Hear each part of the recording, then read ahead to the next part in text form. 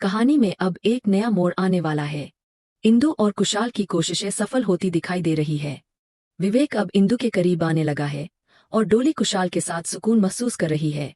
मगर सब कुछ उस वक्त उलझ जाता है जब विवेक डोली को एक मैसेज भेजता है। लोकेशन है एक चाय की टपरी। इंदु और कुशाल चाय पीते हुए बातचीत कर रहे हैं। इंदु हंसते हुए कहती है, लगता है विवेक अब मेरे करीब आ रहा है। शायद उसने डोली को भुला दिया है।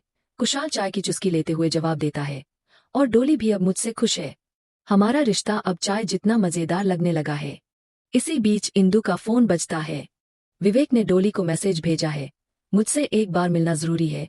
यह देखकर इंदु को शक होता है और वह कुशाल से कहती है, क्या इन दोनों का अब भी कुछ चल रहा है? कुशाल हैरान हो जाता है और दोनों मिलकर उनका पीछा करने का फैसला करते हैं। पार्क के एक कोने में विवेक और डोली चुपचाप मिलते हैं। इंदु और कुशाल झाड़ियों के पीछे से यह सब देख रहे होते हैं। विवेक गंभीर होकर डोली से कहता है, हमें अपने रिश्ते को यही खत्म करना चाहिए। हम दोस्त रह सकते हैं, लेकिन प्यार यही खत्म होता है। डोली सहमति में सिर हिलाती है, तुम सही कह रहे हो। हमें इंदु और कुशाल के साथ आगे बढ़ना चाहिए। यह सुनकर इंदु कुशाल से धीरे से कहती है, लगता है हमने गलत समझा। ये रिश्ता सच में खत्म कर रहे हैं। कुशाल मुस्कुराकर कहता है, तो अब हम भी खुश रह सकते हैं। इसके बाद विवेक और इंदु एक कार में साथ जा रहे होते हैं। इंदु खुशी खुशी बोलती है, अब जब तुमने डोली से रिश्ता तोड़ दिया है, मैं तुम पर भरोसा कर सकती हूँ। विवेक मुस्कुराते हुए कहता है, अब मेरा दिल सिर्फ तुम्हारा है। अचानक विवेक का फोन बजता है।